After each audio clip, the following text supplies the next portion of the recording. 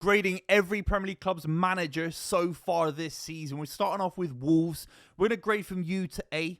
Pereira's come in. Gary O'Neill had an absolute stinker. Nearly relegated Wolves in one of the rare seasons where it's basically impossible to get relegated if you're an incumbent of the Premier League, because back-to-back seasons we've seen promoted clubs get relegated, all 3 of them, all 6 of them in the last couple of seasons. So if Wolves were to get relegated with this crop of sides like Southampton and Leicester City, who are generationally bad in the Premier League, it would have been an absolute nightmare for the Wolves ownership, particularly with a squad that's more than good enough to stay in the Premier League. I think Wolves fans would say Pereira will need a lot of money in the summer, and they've had a lot of players leave the club. Someone like Kilman gets taken out of the squad, maybe Cunha in the summer. But I think Pereira's done his job, keeping Wolves in the Premier League. But if you take away the 3 worst sides maybe in the history of the Premier League, certainly Southampton, they're still bottom of the table of the rest of the clubs, if that makes sense. They're still rock bottom Wolves. So they're going to have to do a lot of work next season, in my opinion. But you have to give Pereira a C. It was so bad before he came and replaced Gary O'Neill. Fulham, they're into the latter rounds of the FA Cup. They're pushing for European football. They've got an exciting young squad. They've got a tight squad. I'm seeing players that are improving before my very eyes. Someone like Raul Jimenez barely scored a goal in the previous couple of years. He's scoring in big games. The big win against Manchester United in the FA Cup was fantastic. Beating Spurs recently in the league. Smith Rowe is a fantastic signing. I think, honestly, Marco Silva is getting so much right. I'm actually seeing improvements within the playing staff of the squad already. It's not just about signings. I think Marco Silva improves players. Someone like Bassi, not the most exciting defender in world football, but he's turned into a powerhouse. He's been absolutely fantastic recently. I think Marco Silva is always someone that I respect massively in the world of football. I think he can go on to be, I think incrementally, I think I could see him going into a top European side and then a Champions League side in the next 5 to 10 years. He's still very, very young. Maybe the move to Everton from Watford was a little bit, too much too soon. But at Fulham, I think he can incrementally improve his career. At the moment, it has to be a B this season for getting Fulham anywhere near European football and then potentially winning a cup. Incredible scenes. B for Marco Silva. On to Newcastle United. These guys are the Tottenham of North London. Eddie Howe is the best pound-for-pound manager in the Premier League, because it's not just about the signing of Bruno, Isaac, Trippier all those years ago, which, a lot of money, a big investment. But then you look at the other players that are in there and you're thinking he's actually improved the likes of Murphy. I thought Murphy was a championship player. I think Pope looks like a better keeper. So look at someone like Fabian Schär as well. These guys are absolutely fantastic. They're playing for Eddie Howe. He's one of the great personalities in modern football. And it is a little bit biased because I want to see an Englishman do well in English football. We've not seen anyone from England lift a trophy as a manager in the top flight since Harry Redknapp. That wasn't even in the previous decade. That was in the decade before, in the 2000s, 2008. It's obscene. It's obscene. It says a lot about the lack of English coaches, how available they are to get into the higher echelons of British football. It's easier for Spanish coaches to excel, Italian coaches, German coaches, and then we import them over here and we don't produce the best in class. Eddie Howe is the best in class, and he does it with style. He's not pragmatic necessarily. I think his Newcastle sides are so exciting, expansive. If they get into the Champions League, which is more than possible, only a few points off, it's one of the best seasons in the history of Premier League football, pound for pound. It absolutely is.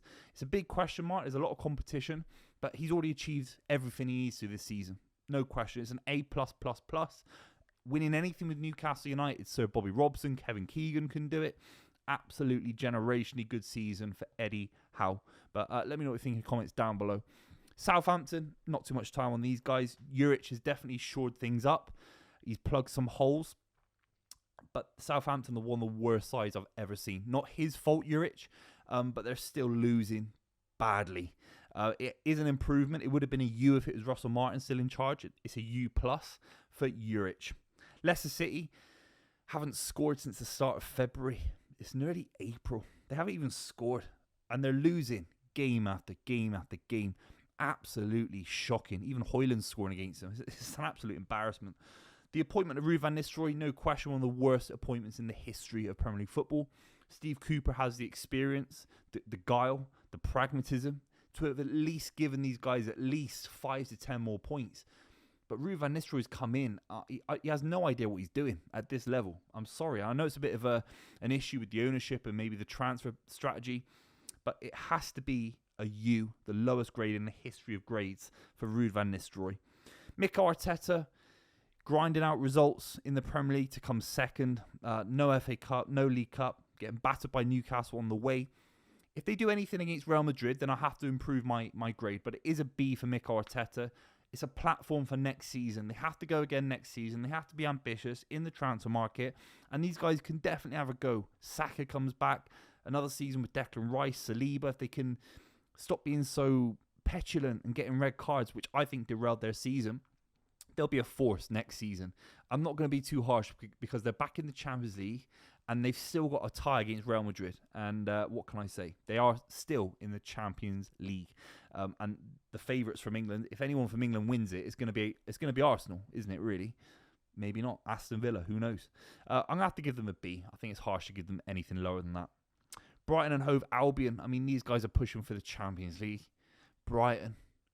I can't believe it. And Fabian Herzl, who's only a couple of years older than me. This guy's young. He's got the rest of his life to live, just like me. Honestly, I can't believe it. And you look at Baleba. I mean, this guy's got a higher ceiling than Caicedo. He's got the highest ceiling of any midfielder in the Premier League. I mean, you're taking out maybe academy players from the Big Six. I'm talking from just a pure starting midfielder at this level for that age. He's the highest ceiling in the Premier League. Powerful on the half turn, can get away from people. And Hertz has nurtured this guy into a world beater. I think he's a world-class midfielder, Baleba. Seriously, waiting to happen. FA Cup run as well. These guys are fantastic, and the way they play football is beautiful. And I like from Fabian Hertz. So these guys got battered. Brighton don't get battered 7-0 very often. Maybe even in the Championship when they were down there in League One, 7-0 is like a decade, a 6-decade kind of record, 4, 5, 6 decade record since they've been beaten 7-0, and he's turned it around after getting smashed by Nottingham Forest. A few injuries have returned into that midfield, including Baleba, but they are absolutely fantastic, Brighton. And out of all the sides, I mean, Bournemouth, Aston Villa, Fulham, they're the ones pushing outside of Newcastle United. A few weeks ago, it was Bournemouth. Brighton are doing exceptionally well. They really, really are. Tottenham, I'm so bored of these lot. If it wasn't for the Europa League, I think he'd be out. I think he's holding on for dear life. Ange Postecoglou, the fighting with the fans every week. The defensive record is shocking. The Fulham loss on the weekend was so poor. They brought in Tell for £10 million, which as a loan fee is extortionate for 6 months. He's not been bad, Tell, by the way. I think Gray's been good. Solanke's been all right. Johnson's been all right. But, Tottenham Hotspur are below Man United in the table. They're below Manchester United. That is absolutely embarrassing. I'd have to give Ange a D. I don't like his attitude in press conferences. Crystal Palace, Ollie Glasner, doing well. 12th is exactly where Palace should be. We're going to give them a B. Liverpool, Arne Slot. It would have been an A+++. I think he mismanaged the PSG game. I think he mismanaged it because he played so many big names against Southampton. I actually think they look shattered against PSG. Now, I look at analysis from someone like Jamie Carragher that I listen to massively and I respect massively. And he's saying that he doesn't necessarily trust his squad enough to be able to go into the game against Southampton at home and rotate Salah, Van Dijk, Trent. And going into PSG, obviously Trent gets an injury. Salah looks way off it. And Van Dijk didn't have a bad game, but beginning to look a little bit leggy. So is that midfield of McAllister, Gravenberch, even Curtis Jones at points in the last couple of weeks. So I have to take off points for Arne Slot because his management of a squad with 3 or 4 world-class players, using them all the time. He's fallen into the Arteta kind of schoolbook. He's fallen into this idea of yes, rhythm is important in the business end of the season, but you don't need to start Salah against Southampton. In my honest opinion, I know he wants to play every game. I know he's a big, not an ego, he's a big name in football. He wants to play every minute because he's just a hard-working guy, Salah, and I respect it. But you have to put an arm on his shoulder and say, we need you for PSG 100%, not 80%. I don't know why he's starting some of these games. Harvey Elliott's come back. Chiesa's barely had a kick. So I think his squad management has to be looked at going into next season. To win the Premier League in your first season, special. Pellegrini won the League Cup. and the Premier League in his first season. I think actually got a little bit further in the Champions League. You have to let me know in the comments. But so if Pellegrini, we don't talk about Pellegrini in the same glowing terms, I'm going to give him an A, but it's not an A+. Pellegrini would have been an A+. I'm being completely real. Brentford, Thomas Frank, 11th in the table.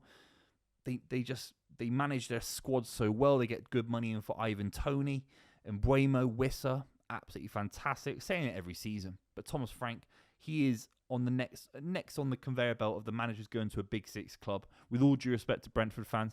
But why would he want to leave? He's got everything he wants. He's got all these departments, these technical departments working for him. And he's got this kind of forensic ability to manage Brentford in every situation. He's an outstanding manager. I think he's only going to leave if he gets a kind of assurance that he's going to have a tenure at a club, that he's going to have a long-term vibe at a club. And I don't think Chelsea can offer that. Man United, Spurs can't offer that. I don't think... is it an Arsenal in the next couple of years? Something like that can just give him 4 or 5 years. But I don't see necessarily why he'd want to leave now. He's exceptional, though. I have to give it... I want to give him an A, because you just don't talk about Thomas Frank, and that is, by itself, a fantastic thing to have in the football media. He's just the nicest guy. And he's a very, very switched-on manager as well. We're going to give him an A. Iriola for Bournemouth. Some interesting results. Big game against Man City in the FA Cup. If they win that, he goes back up to being an A+ manager. The fact that Bournemouth are even in and about the Champions League positions with their big boy striker, Evan Nilsson, massive transfer, injured for a large part of the season. Kluivert's been absolutely sensational. Dean Huijsen at centre-back's been, crazy good. So for me, I'm going to have to give Iriola an A. These guys are 10th, but with a couple of wins, they could be into an FA Cup semi-final and pushing for Europa League football. Maybe even the 5th spot in the Champions League pursuit. It's a big if, because they've got a few sides in between them, but they're absolutely fantastic, Bournemouth. Chelsea, Enzo Maresca, they've fallen off a cliff in the last few weeks. Really, really flat. It might just be enough because of the goals of Palmer, the goals of Jackson, but there's something so dry about their loss to Arsenal. So soft, so un-Chelsea-like. I have to give this guy a B, unless I see something else, something miraculous at the end of the season that makes me think they could win the Premier League next season, which is very, very unlikely. A turnaround in form. I don't think he got it right against Arteta either. Reece James in midfield didn't work for me. I'm going to have to give this guy a B. Ipswich Town, Kieran McKenna put a lot of my chips onto the Kieran McKenna stock, and it's gone right down. Seriously. It's like Enron. It's gone to penny stocks. Look, he's a good manager. I'm sure he'll get Premier League football, but he's now closer to Rob Edwards at Luton Town versus Kompany at Bayern Munich. In my opinion, I don't think he'll get a big job like Vincent Kompany, and I think... he'll have to stay with Ipswich with this very bloated, expensive squad that will be more than good enough in the Championship and get them back into the Premier League. I think he owes them that for how young he is as a manager, and for the money they've given him. It's not worked, and I think he's allowed to have another go. But their form, they've lost the last 4, and they've been so poor in some of those games. I've watched some of them. They're exciting to watch Ipswich because they concede so many goals, and it's absolutely ridiculous how end-to-end and naive they can be defensively. Aston Villa, Unai Emery into the latter rounds of the FA Cup. They've not won the FA Cup in decades. The Champions League, pushing for Champions League football as well in the Premier League. It's going to be an A like it was last season. Unai Emery, absolutely exquisite. West Ham United, Graham Potter. It's been okay. It's been decent form. A couple of wins in the last 5, couple of losses and a draw. So it's been mixed form.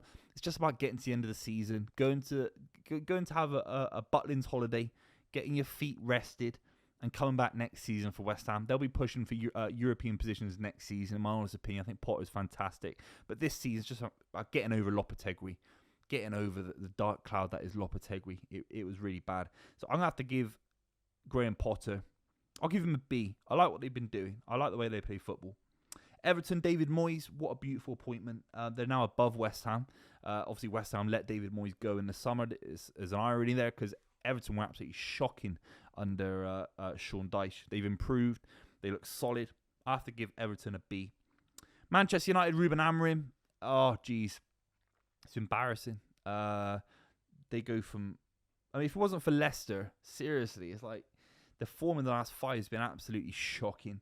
Højlund, the stadium plans. I know it's not Ruben Amorim, but it's just a circus at Man United. I just don't think Ruben Amorim's lived up to the hype. I mean, these guys were pushing for European positions when Ten Hag got sacked, and they've gone backwards. There's still a lot of room for improvement. There's still a decent result in the Europa League against Sociedad, of course. But come on, this is Manchester United. They're 13th. They're below Crystal Palace. Things have to change. They have to get better with Ruben Amorim, or he won't even be there at the start of the season. Seriously, if it gets worse, there's a chance he goes. But a win against Leicester City covers the cracks, I suppose. I'm going to have to give him a D. Manchester City, penultimate club today, Pep Guardiola. I think he's got a few things wrong. I think his philosophy's been not found out. I don't think he's stuck to his philosophy enough. Too many times, Pep Guardiola's had two wingers, Doku, Savinho, even Marmoush when he's come in, losing the ball, turnover of the ball, and then dropping points. The Forest loss was so poor a few weeks ago. It really was. Brighton was decent. I mean, a draw against Brighton at home, it was okay. It's just about getting into the Champions League. It's almost like wilting. Like this Man City squad are wilting over the line to get into the Champions League. Still some exciting elements. I think Kuznov's been decent. Haaland's still scoring goals. But a lot has to change next season. There's no question about it.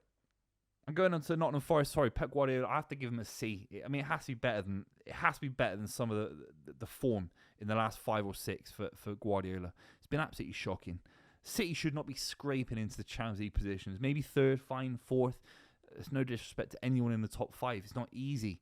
But this squad with Haaland, Ruben Diaz, Ederson, you've still got a lot of the playing staff available. Nico's coming for 50 million quid. It's a C. It could be a D in some people's eyes, but I think I'll give it a C. Then Nottingham Forest. I mean, Nottingham Forest were in the Championship a couple of years ago. They could have got relegated with Nuno. He saved them from relegation, and now he's pushing them into the Champions League. And it's not like scraping 5th, in and around 5th, 6th, 7th, like Brighton, like Newcastle. These guys are in a solid position in the top 3. It's a minor miracle. It's one of the great achievements in Premier League history if Forest get into the Champions League. I think they actually will. You have to give them an A++. Right now, they're in the Champions League. You've got to say fair play to Nottingham Forest and the FA Cup as well, which is big for them. Let me know what you think in the comments down below. Make sure you subscribe. Do you agree with my picks? And I'll see you very, very soon.